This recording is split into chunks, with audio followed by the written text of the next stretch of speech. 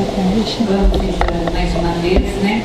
Agradecer a Jesus pela oportunidade de estarmos nesta casa mais uma vez, desfrutando desses fluidos de amor, de paz que aqui encontramos, rogando a Jesus que nos envolva, nos abençoe, nos dando sempre serenidade e equilíbrio, para que nós possamos continuar essa nossa jornada com bastante tranquilidade. Senhor Jesus, espíritos amigos que envolvem esta casa e este trabalho, rogamos, Senhor, as bênçãos de paz e de luz a cada um que aqui se encontra e àqueles que por alguma razão aqui não puderam estar, mas que sejam da mesma forma envolvidos no seu amor e na sua luz. Que possamos nesta tarde, Senhor, abrir mente e coração para o entendimento dos seus ensinos, que eles possam falar fundo ao nosso coração. Possa também, Senhor, nos dar sempre o direcionamento para que nós possamos seguir essa nossa jornada, vencendo as tribulações com bastante fé, com bastante força. Queremos, Senhor, nesse instante te agradecer pelos nossos familiares, pelos nossos amigos, por esta casa que nos acolhe, por esta doutrina que abraçamos. Agradecer também, Senhor, por podermos estar nesse planeta Terra, nessa escola bendita, onde buscamos sempre, através dos ensinos de Jesus, a nossa melhora moral e espiritual.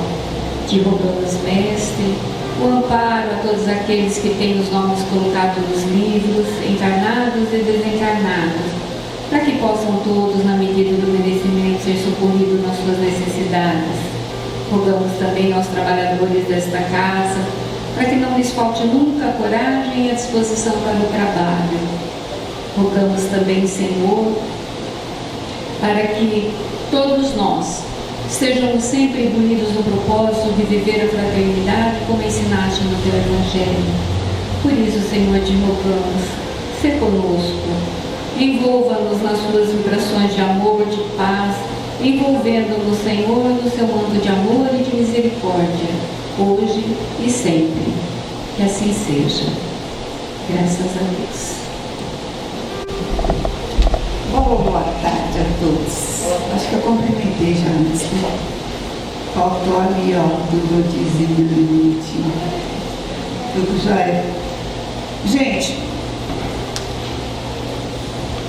nós vamos hoje falar um pouquinho sobre as preces pelos espíritos e as preces pelos mortos. Porque tem gente que fala, morreu, acabou. E não é assim, né? É assim, né? Porque os espíritos, nós vamos saber das preces dos espíritos. Espíritos são aqueles que já morreram, estão sem corpo físico. Morreu o corpo físico, mas está no plano espiritual, né? Então, a gente, estudando Kardec, no capítulo 27, no item 18, ele estuda justamente isso, a prece pelos mortos e pelos espíritos sofredores. Quando eu faço uma prece no espírito sofredor, o que vai acontecer com esse espírito? Ele vai ter um alívio e vai incentivar nele o arrependimento. Ele vai lembrar de Deus. Nós não vamos tirar o que ele precisa passar, a gente não vai tirar, mas a gente vai proporcionar ele encontrar forças para superar. Tem uma mensagem no livro Céu e Inferno que o Espírito fala para Kardec assim, o Espírito sofredor: desde que eu conversei com vocês e que vocês fazem prece por mim, eu estou com os mesmos problemas, só que eu tenho mais ânimo para lutar, para mudar o meu interior, mudar a minha cabeça, o meu pensamento, de maneira que eu me sinto melhor. Olha que coisa interessante. É a proteção, ele começa também a sentir e a ter assim vontade de falar com Deus. Porque em realidade a prece, quando a gente fala vamos fazer uma prece, é que nem a Terezinha fez aqui. Ela não rezou nada decorado. Ela prestou atenção no que ela estava falando. E é isso que precisa numa prece, você ter o sentimento e o pensamento ligados naquilo, naquele momento. E não ficar pensando lá fora, né? Não é isso. No momento que nós estamos aqui, a gente deve acompanhar as preces que a gente ouve. Tem um livrinho, eu não me lembro o nome desse livro, eu faço confusão com dois, mas eu me lembro que o instrutor espiritual fala assim: presta atenção nas palavras e repete as palavras com o seu pensamento, para você ficar ligado naquela sintonia, entendeu? É naquela sintonia. Então, é assim que a gente tem que fazer a prece. O coração, o sentimento, né? O coração é sentimento, é amor, né? E o pensamento tem que estar unidos, para que a gente possa realmente, ou para nós mesmos invocar uma bênção divina, ou a gente oferecer para o nosso próximo, né, aquela vibração de amor. É assim que a gente, quando alguém pede, me faz uma prece, né? Só que aquela pessoa também tem que fazer. Às vezes a pessoa fala assim: ah, reza por mim, porque você tem mais, né, mais força do que eu, não sei o quê. Mas o Divaldo fala assim: as pessoas esquecem que quem carrega o vidro de perfume fica com a mão perfumada. Quer dizer, o primeiro a receber é você.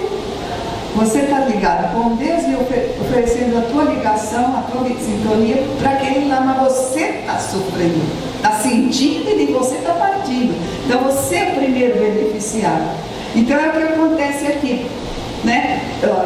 Kardec e o pessoal da Sociedade Espírita de Paris se reuniam e, no caso aqui eu vou contar um caso que está no livro Céu e Inferno, até vou ler a mensagem do espírito de uma mulher, é o espírito feminino. E é justamente isso, né?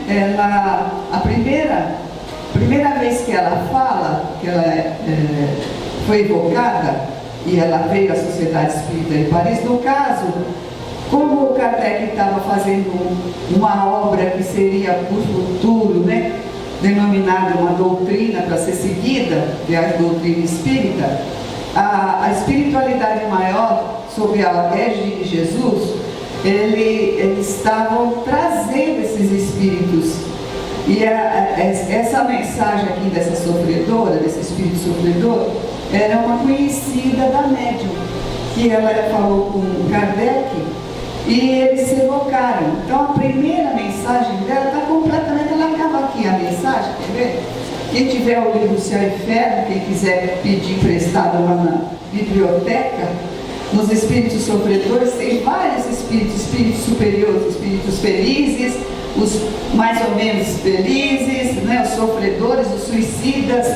Então, está aqui no final, são os exemplos daqueles espíritos que Kardec conversou na Sociedade Espírita de Paris, com o pessoal todo, e ele escolheu, né, tirou daí as conclusões para chegar às leis divinas. Então, ele diz assim, ó: o espírito que forneceu os ditados seguintes, essa aqui é Claire, o nome dela, pertenceu a uma senhora que o médium, eu falei a médium, mas é o médium, conhecera quando na terra.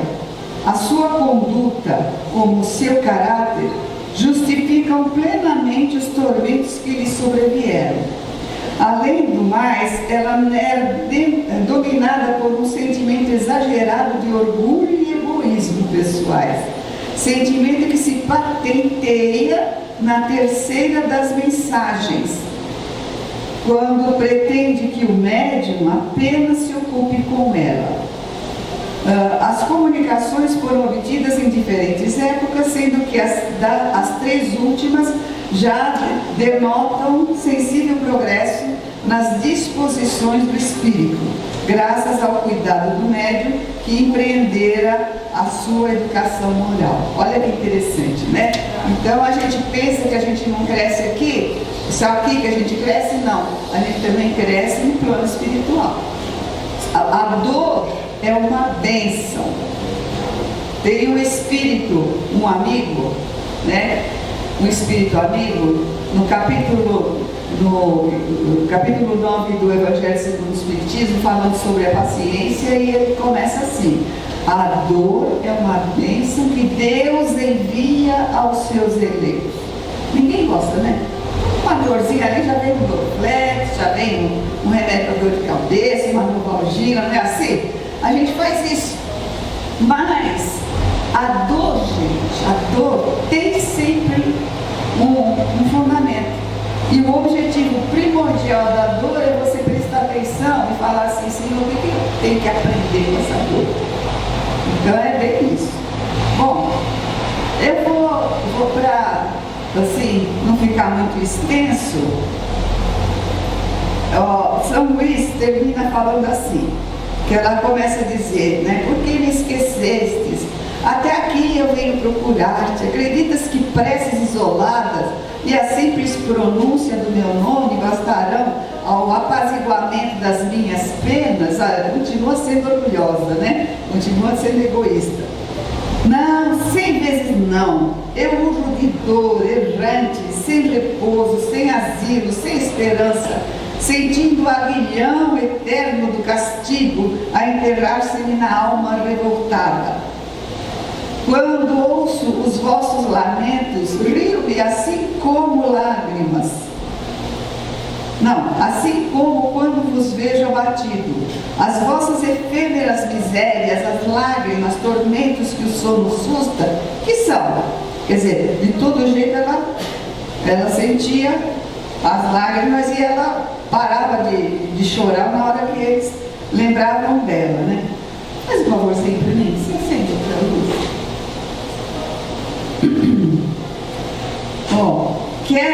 Ouviste? Quero que, deixando as tuas lembranças filosóficas, te ocupes de mim, além de fazeres com que outros mais também se ocupem. Não tenho expressões para definir esse tempo que se escoa, sem que as horas lhe afinalem períodos. Vejo apenas um tênue raio de esperança. Fosse tu que me destes, não me abandones, pois. Quer dizer, está lá, está sofrendo, ele está rezando por ela, mas ela está fazendo por ela mesma, né? Você vê como é que é. Agora São Luís diz assim: este quadro é de todo verdadeiro e nada exagerado. Perguntar-se-á, talvez, o que fez essa mulher para ser assim tão miserável? Cometeu ela um crime horrível, roubou, assassinou?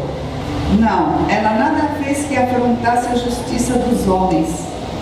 Ao contrário, divertia-se com o que chamais felicidade terrena, beleza, gozos, adulações, tudo lhe sorria, nada lhe faltava, a ponto de dizerem os que a viam: que mulher feliz, e invejavam-lhe a sorte. Mas queres saber? Foi egoísta, possuía tudo, exceto um bom coração. Não violou a lei dos homens, mas a lei de Deus, visto como esqueceu a primeira das virtudes, a caridade. Não tendo amado senão a si mesma, agora não encontra ninguém que a ame, e vê-se insulada, abandonada ao desamparo do espaço, onde ninguém pensa nela, nem dela se ocupa. Olha só que coisa impressionante isso aqui. A minha filha escreveu uma carta para mim, acho que foi a última carta que ela escreveu. Ela falou assim: mãe, é tão bom a gente ter amigos e merecer, quando a gente volta para cá, não ficar sozinho. Eu fiquei rodeada de todos os nossos familiares e amigos que conquistamos na vida material. Olha que coisa bonita. E essa aqui faltou isso. Não tinha ninguém para agradecer uma dádiva de amor, uma dádiva de comida, nada. Eis o que constitui o seu tormento. Tendo apenas procurado os gozos mundanos que hoje não mais existem, o vácuo se lhe fez um torno, E como vê apenas o nada, esse lhe parece eterno. Ela não sofre torturas físicas. Não vem atormentar os demônios, não precisa, porque ela mesma é um tormento. Para que o outro vai fazer ela sofrer se ela não está se fazendo sofrer, né? O que é? Ela não sofre torturas físicas, não vem atormentar os demônios, o que é, aliás, desnecessário, uma vez que se atormenta a si mesmo, e isso lhe é mais doloroso, porquanto se tal acontecesse, os demônios seriam seres a ocuparem-se dela. O egoísmo foi a sua alegria na terra, pois bem, é ainda ele que a persegue. Verme a coroeiro de coração, seu verdadeiro demônio. Olha que coisa interessante, né? Às vezes eu não gosto muito de ler, mas às vezes a gente tem que ler, porque a gente aprende com esses livros. A lei divina, em realidade, ela é uma lei de misericórdia. Mas acontece que ninguém se escapa de colher a quem plantou, que foi o caso dessa mulher, né? O egoísmo, cheia de dinheiro, cheia de coisa, só pensou em passear, em festejar, mas nunca pensou no menos necessitado, no empregado que fazia as coisas para ela, nunca pensou nisso, né? Então, a gente quando estuda aqui no capítulo 21, ou no livro do Céu e Inferno, quando fala das leis de causa e efeito, aqui nós temos, o Kardec coloca aqui no livro do Evangelho segundo o Espiritismo, no item 21 do capítulo 27, ele diz o seguinte: o homem sempre sofre a consequência de suas faltas. Não há uma só infração da lei de Deus que não seja punida. Só que essa punição é educadora, é educativa. A lei divina educa a criatura. Por quê? Como é que a gente para? Com a dor se for na mesma encarnação. Mas muitas vezes a gente passa o sofrimento para a vida espiritual, quando volta para a vida material com aquele esquecimento, você está no mesmo ambiente onde você tem que refazer situações, as pessoas que a gente falhou, nós estamos no mesmo ambiente, naquelas que muitas vezes a gente não tem afinidade, falando que fez nada, mas não bate. Por quê? Porque desconhecemos de outras épocas. Não é a primeira vez que estamos juntos, né? Então, em realidade, é justamente nesse contato que a gente pode, vamos dizer, desfazer inimizades. A gente pode, nós que já somos espíritas, prestar atenção nisso, naqueles que a gente não tem muita afinidade. Não sei por que eu não vou com a cara daquele camarada, mas ele me fez nada e eu estou assim. Entendeu? É por causa disso, está esquecido.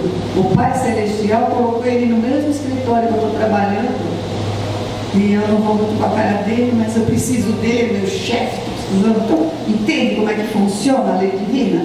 Você acaba no fim precisando pedir favor, outras vezes você precisa dar o favor, né? Ajudar. Então funciona assim, a gente aprende a não olhar só para si, só aqui dentro, né? Você vê agora esse espírito da Clé, ela já estava melhorando, porque na penúltima ela já fala, eu só li a última, mas e assim mesmo vê como ela estava orgulhosa. A primeira e a segunda, na segunda ainda ela está falando sobre Deus, que ela sabe que existe uma força superior, né? Mas mesmo assim ela evoca essa força, e essa força não lembra dela. Como é que ela evoca? Não sei. Entendeu? Não adianta também evocar sem eu estar com aquele pensamento de submissão, de acreditar que vai me ajudar. A gente tem que ter uma postura na hora de fazer uma prece e um pedido, né? Bom, então, sempre sofremos as consequências das nossas faltas. A severidade do castigo é proporcional à gravidade da falta. A duração do castigo é indeterminada, seja qual for a falta.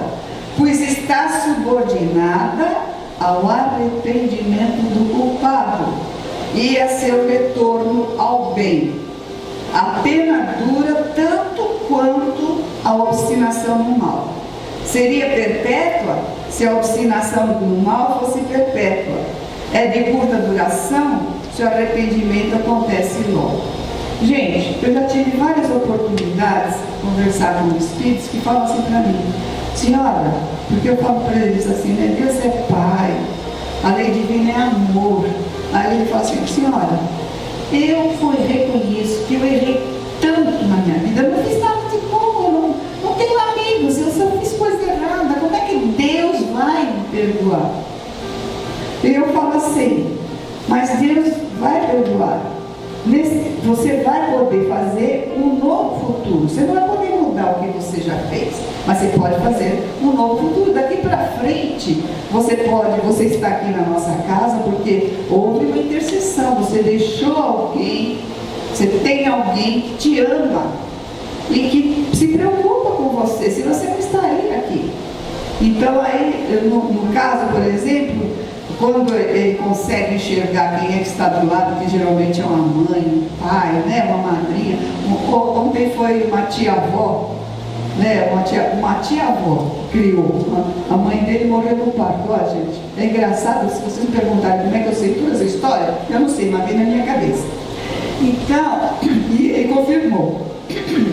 E essa tia-avó me falou: mas eu não fui um bom sobrinho para ela, né? Eu falei: mas ela te ama e ela vai te auxiliar agora, né? Ela vai dizer para você: esquece o que você fez, esquece o passado, isso vai ser cobrado, você vai refazer essa historinha depois que você estiver no plano espiritual, estiver mais centralizado no bem, no amor, na fraternidade.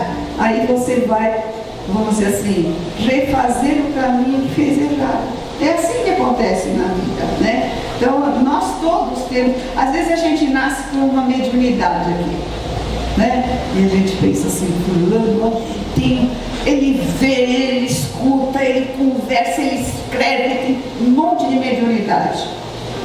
Quanto mais mediunidade, mais dívidas a gente tem com Deus. A primeira opção que a gente recebe quando a gente tem muitas coisas a refazer do passado é a mediunidade. Por quê? Em primeiro lugar, eu vou ter certeza na continuidade da vida. Segundo lugar, eu vou ver os espíritos. Então eu tenho mais a certeza, sim, né, de que ninguém morre. O que morre é o corpo físico. E aí, com isso tudo, você vai auxiliar o próximo. É a caridade, vai aprender a dar aquelas horinhas por semana, 1 ou 2 horinhas por semana, para amenizar o sofrimento alheio. Olha que coisa bonita. Mas não pensa não, tem muita caridade, não ser o Chico Xavier, que o Chico Xavier, o Divaldo, são exceções. Eles não são daqueles, não viveram para eles viveram para auxiliar o próximo. Olha a obra do Chico, olha a obra de Divaldo, não é? Então, em realidade, nós aqui medianos que temos um pouco de mediunidade, vamos ter a alegria de tratar essa mediunidade, não falar: isso é uma carga, porque a gente pensa assim, né? É uma carga, eu não quero isso. Não é? A misericórdia divina nos fez passar por um momento de aprendizado. Ninguém está aqui para fazer que nem a Clélia, ó, que tinha tudo, dinheiro, beleza, né? Tudo. Podia fazer o que queria da vida, né? Ninguém tinha. Ó, desde que culpado grite por misericórdia, Deus o ouve, Ele envia a esperança. Mas apenas lamentar o mal não basta, é preciso a reparação. Por isso, o culpado é submetido a novas provas, nas quais sempre pode, conforme a sua vontade. Olha aí, a gente tem que pensar na nossa vontade, né? Às vezes a gente fala assim: eu já tenho uma preguiça, eu não vou ao centro hoje. Não acontece isso? Olha a Ana, coitada, cheia de coisa lá na casa dela, mas ela largou tudo e veio comendo, né? Então, a vontade, né? conforme sua vontade, fazer o bem em reparação ao mal que ele fez. Assim, o homem é constantemente o árbitro da sua própria sorte. Pode abreviar seu suplício ou prolongá-lo indefinidamente. Sua felicidade ou sua infelicidade depende da sua vontade de fazer o bem. Olha só.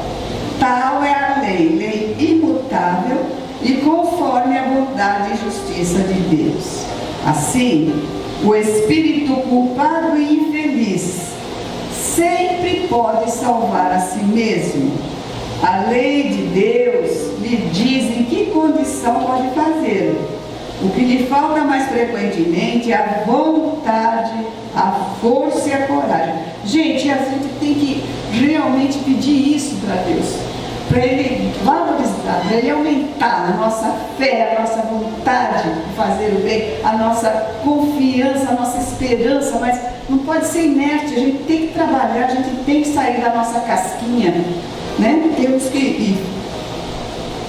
Se por nossas preces inspiramos-lhe essa vontade, se o sustentamos e encorajamos, se através de nossos conselhos damos-lhe as luzes que lhes faltam, em vez de pedir a Deus que derrogue a sua lei, tornando-nos instrumentos para a execução de sua lei de amor e caridade, e passamos assim a participar dela, com a permissão de Deus, dando nós mesmos uma prova de caridade. Gente, isso está no Céu e Inferno, primeira parte, capítulo 4, 7 e 8. Tá? Vamos estudar. Doutrina espírita, a gente fala sempre aqui. Doutrina espírita é um constante estudar. Às vezes eu pego um livro assim, não é da codificação, mas é assim, Leon Denis, né? Problema do ser investigador, assim, um livro de André Luiz, e eu tenho por hábito eu marcar as coisas que eu estudei e tal. Falo assim, nossa, mas eu nunca não lembro mais disso aqui, tá certo que eu estou velhinha, mas eu falo assim, não lembro mais que já estudei isso aqui. Por quê? Porque a gente vai alargando a nossa ideia, né? Vai escutando palestra, a gente vai estudando outras coisas, e quando você volta ali e fala, nossa, olha aqui, eu já estudei isso, eu tinha esquecido, e estuda de novo. Olha que beleza. Isso é bom, né? Graças a Deus que é assim. Então, gente, olha, eu já dei uma pincelada nas preces, né, pelos espíritos sofredores. Quando a gente tiver que fazer alguma prece, se a gente tem alguém que desencarnou faz pouco tempo, que a gente ama muito, não pede para ele não, tá? Pede para Jesus. Porque se ele tiver condições de auxiliar, quem vem é aqueles que têm condições de foram nossos pais, nossos primos, nossos amigos da casa espírita. Mas primeiro é Jesus.